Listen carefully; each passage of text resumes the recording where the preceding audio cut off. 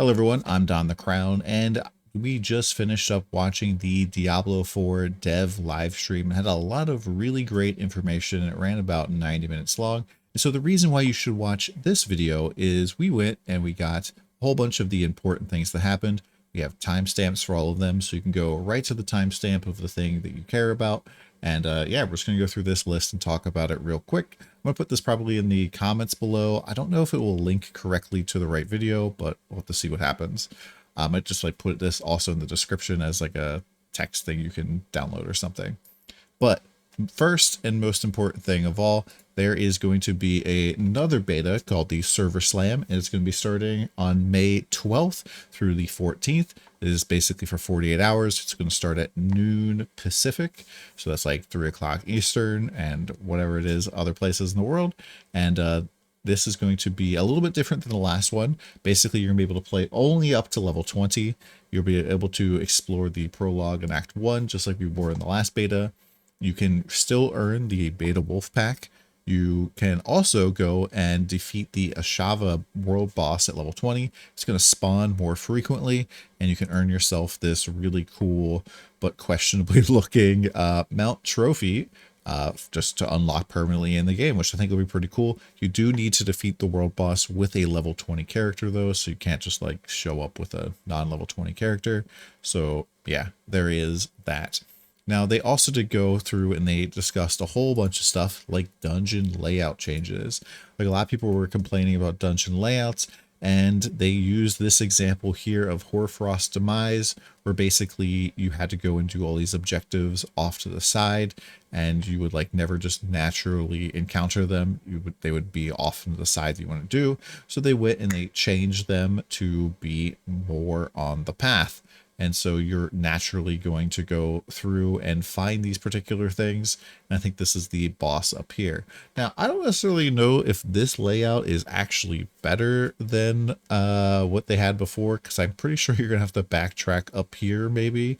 But who knows? I don't really actually remember if this one had a boss fight in it particularly, but they did go through and they showed some other examples. And so you can go through and listen to them talk about this and how they set things up to be a little bit different.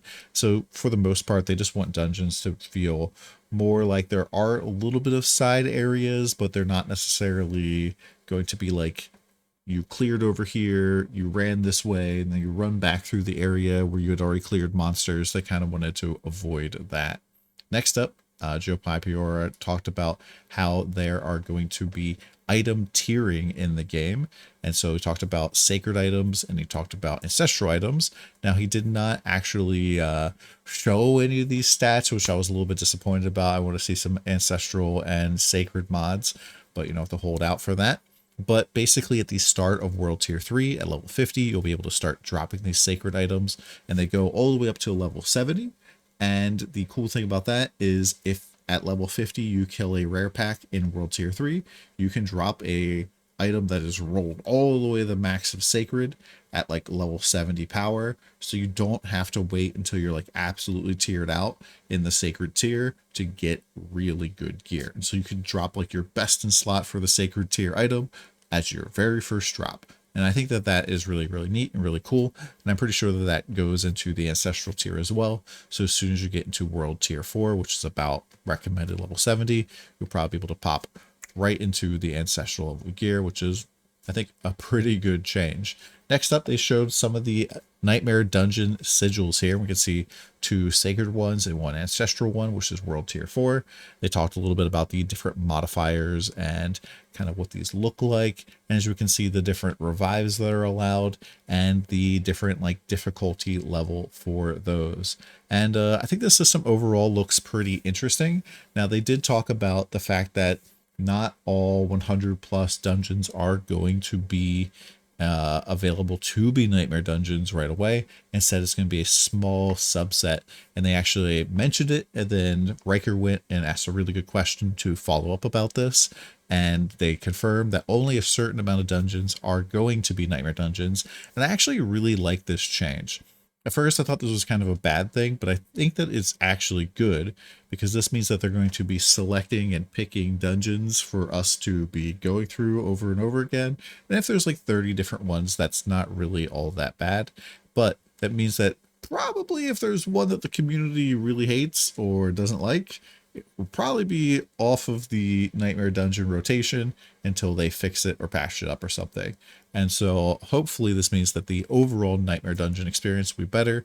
You won't have to memorize all 115 different layouts. You'll be able to like narrow that down to a couple different ones. And maybe they'll expand the total number of Nightmare Dungeons over time. Or maybe they'll even slim it down a little bit more if people seem to like it. We'll have to see what happens. Also, another thing that I definitely wanted to get the actual soundbite of this, it seems that dungeons are actually going to go up very high. I'll let Joe talk.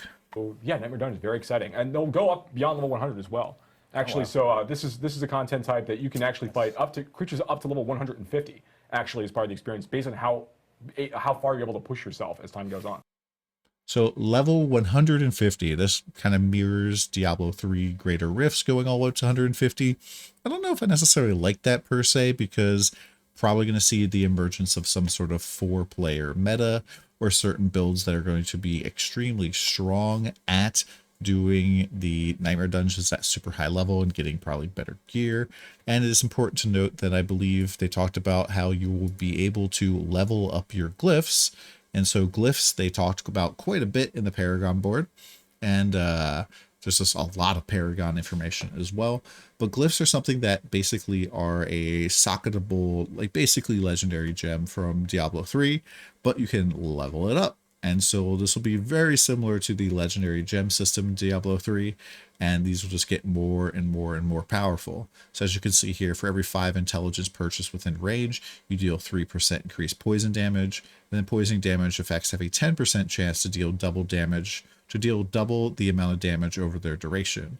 And since these numbers here are like slightly different color, this means that these probably scale with the level of the glyph. And we can see a glyph that is active in a socket here, and it affects things in a range. And so this, for example, grants 50% bonus to all rare nodes within range. It's possible that you could level this glyph up quite a bit and drastically increase the power of the rare nodes in the range, which definitely be a lot of power coming from this. And I'm pretty excited about seeing how the Paragon board is really going to work out. Hopefully you get to share glyphs between characters, right? Hopefully that's the case. Next up, they talked about the dungeon reset system and kind of like the thoughts behind why the button was removed, and talked about some of the specifics. So if you leave a dungeon that you have like completed 100%, it'll take about 60 seconds for the dungeon to reset. And so if you leave, go in vendor and stuff, and then go back in, you should probably end up hitting a reset dungeon. However, if you only run like the first half of Annika's Claim, it'll take like a minute and 2 minutes actually, 2.5 minutes to reset. So it is a pretty long period of time. So I'm kind of hoping that they re-add the reset dungeon button. It just doesn't work while you're in the middle of the dungeon. But they did mention something about how if you were in a dungeon and your friend was not in the dungeon, but they wanted to do the quest in there, you could leave, invite them to the party, make them the lead, and then go into the dungeon, and it would be reset. So it might be a way to like party hop with people that aren't in your dungeon to reset dungeons for you. Kind of sounds like a pain in the butt. I think that most people are probably just going to go over to Annika's Claim and Rhymescar Cavern, especially because Rhymescar Cavern was listed as one of the dungeons that they improved.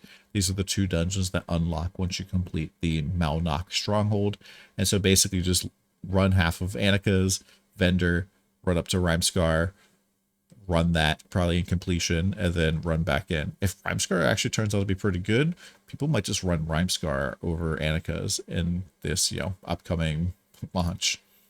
And then they did go through a couple of different things like the battle pass duration. They talked about the fact that altars of Lilith semi-transfer between seasons. And what I meant by battle pass duration is that, like, for the most part, you will kind of like get through most of the battle pass before you kind of like feel like you've ran out of content. So it didn't seem like it's going to take people way too long to get them done. But we'll have to see like kind of what the battle pass looks like. Altars of Lilith will semi-transfer. So Altars of Lilith give you renown and kind of a permanent roster level boost to your character, whether if you're in softcore or hardcore. As long as you collect them in that game mode, you'll get that. And they said that the permanent stat boost will transfer from season to season. So if you go and collect them all Pokemon in season 1, you will not have to collect any of the Altars of Lilith at all to get permanent stat boosts. Now, the renown that you get from collecting Altars of Lilith will not be transferred from season to season.